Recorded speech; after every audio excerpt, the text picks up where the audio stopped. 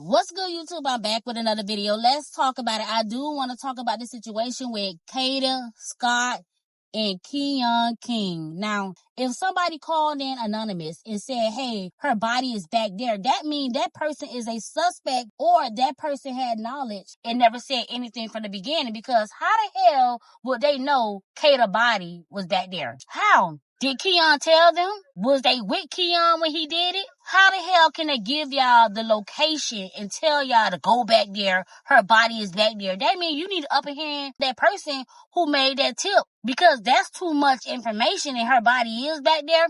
I feel like they dropped the ball in this situation from the beginning. Now, y'all gotta realize Keon King was a suspect in another abusive situation back in January, right? I mean, in January, they had all the evidence to press charges against Keon. They failed to press charges because they said the witness backed out. If this young lady had proof that Keon did those allegations towards her, that's all y'all need. The victim statement. The marks on her body. Why would you need a witness to testify and say that, Keon did this to her? It's a lot of weird shit going on with Kada Scott case, and I'm just going to be real and upfront and honest about it. I believe the first time they conducted a thorough search behind the school, her body was never there. I believe after the search was done, whoever was the 911 caller, they had something to do with placing that body behind the school, because ain't no way. When they conducted their search the first time, they had cadaver dogs. Cadaver dogs can smell rotten flesh, and it was a shallow grave. And for the people who wasn't following this case, let me give y'all a brief timeline. Kada Scott disappeared October 4th. October 15 or 14, Keon King was a suspect because he was allegedly the last person in contact with Kada at the time, and also he been stalking and harassing Kada. Her body was found October 18 behind the school, a place that was already previous search. This is why this case is getting creepier and fucking confusing every day. Earlier today, the police department stated that Keon stole a black vehicle. On October 3rd, the day before Scott disappeared, someone stole a car from Sprague Street near East Mount Airy. And that vehicle, according to police, was there for about a day and a half before being intentionally burned in an alley near 74th Avenue on October 7th. Somebody else steal that car and he happened to just be in it. I don't want to comment about what I believe happened. Y'all gotta put two and two together, people. He can't drive two cars at one goddamn time. The person who called 911 and reported that tip is the person who is involved in this situation. That person maybe just had a guilty conscience. That person is a suspect because they knew what was going on. They knew of the crime. They knew that he unalived this young lady. Like I said earlier in this video, when they conducted their search the first time, her body was never there. The second person, aka the tipster, placed Kada's body behind that school and called 911 and told them, y'all look again. Come on now. Until then, everything is alleged. I'm going to follow this case to see what's the update. I really want to know who is this anonymous tipper who led the police to Kada's body. I don't think King acted alone. Until then, y'all let me know what y'all think about this crazy ass situation. Case of Kada Scott, the Philadelphia medical examiner confirming today that it was her remains found behind a vacant school over the weekend. The suspect charged with her kidnapping is now facing new criminal charges. Keon King is accused of arson, causing or risking catastrophe, and conspiracy. The list is long. A vigil to remember Kada just wrapping up about an hour ago at the Ada H. Lewis Middle School in East Germantown.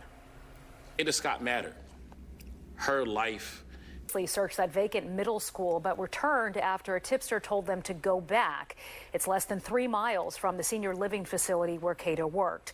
And based on surveillance video, investigators say they believe she was killed shortly after leaving work the day she disappeared. Kelly Rule has been following the investigation closely. She has the latest from the former Ada Lewis Middle School. Investigators have not announced who killed Kada or how she died. That's part of an active and ongoing police investigation, and they say homicide charges will be coming. Now, there was also another active search happening behind the school today. Law enforcement sources tell me additional remains were recovered today, and as they are testing that evidence, police held the scene. I just felt moved to come over there to lay some at her memorial. As Philadelphia police conducted another search today at the former Ada Lewis Middle School, a growing memorial 23-year-old Kada Scott. Her body found behind the school in a wooded area Saturday morning. Nathaniel Bell and his wife brought flowers. It could have been my daughter, and the young lady is everybody's daughter because she's a member of the community. What the new tip was this weekend was go back. It was go back, she's there, look again, and they did give more specific details in terms of where to look.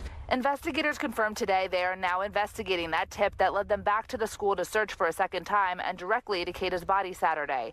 Kada was reported missing on October 4th after arriving at her overnight job at the Terrace at Chestnut Hill, a senior living facility in East Mount Airy, around 10 p.m. Her car was still there, but her phone and keys missing.